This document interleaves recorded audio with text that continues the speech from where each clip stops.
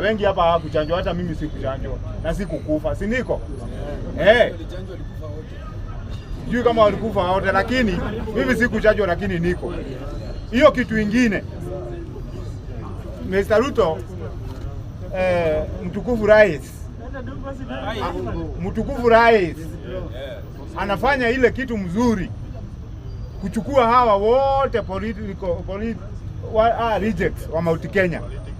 Yes, political reject wote anaweka kona moja, na hiyo anatufanyia mzuri sana, ili sisi wananchi tujue tuko na nani. Kama tutasimama sisi wenyewe tujue tuko wenyewe.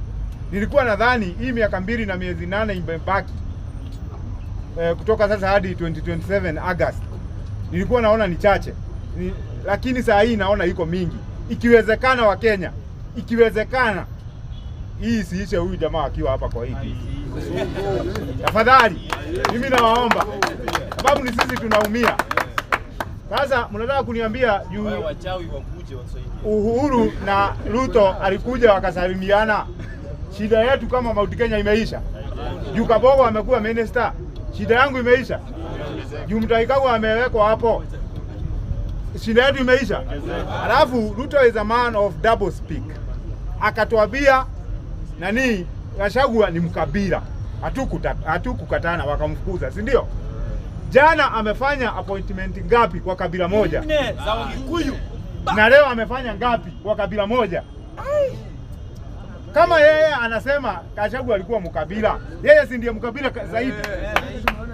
Tuone sisi ni wajinga. Hapa hakuna mjinga bwana. Hapa hakuna mtu ambaye ni mjinga. Unatuambia Gachagua alikuwa mkabila. Wewe unarudi hapo kwa hiyo kabila, unachukua hao majamaa 6 kwa siku moja, na watu wote ambao umechagua wengine ni bilionea. Sisi hatukuwa tunataka.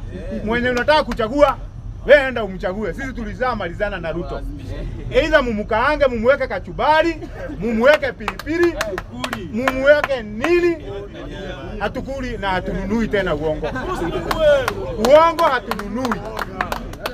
Tuko pamoja? Na mimi naambia kwa yule Mkenya wa kawaida, achana na hawa matajiri. Hawa hawezi nisikiza. Wanaona mimi napiga kelele. Lakini nyinyi mnaweza nisikiza, sababu ile shida mimi napitia kila siku pia nyinyi mnaipitia, si ndio?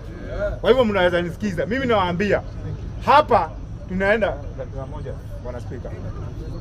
Nakwambia hapa tunaenda kwa vita. Wewe chukua buduki na uweke risasi. Buduki yako ni kitambulisho. Kama una kitambulisho, enda shughulika, pata. Risasi yako ni kura. Kama una hizo vitu mbili, make sure uchukue. Halafu hapa 2025 tukiona ile mambo inaenda, hata mababu zetu walitoka kwa barabara ili wafukuze mkoloni. Wale walikufa. Lakini leo sisi ndio tunaenjoy. Ni kweli ama si kweli? Huyu hawezi tushinda. Let me tell you, huyu hawezi tushinda. Kuchukua hawa, ati akichukua Uhuru, akichukua nani, ati tunaanza kuona ni kama hapana. Hiyo hatutakubali. Namaliza na kusema hivi. Kila mwanalika ama youth, hakuna haja tuchague serikali nyingine tena uanze kusema unajua siku ndio uchaguzi. Go register as a voter. Alafu hii uchaguzi inakuja, ningewahimiza sana youth wenye wako hapa, sababu tumeona hata tuki vote in any government hakuna yenye inatusikiza. Sasa hii hapa independence zenye zinapeanwa ni wazee. Kabogo ni mzee, David Mureithi ni mzee. Kuna youth mmoja wameweka hapo wa Mount Kenya.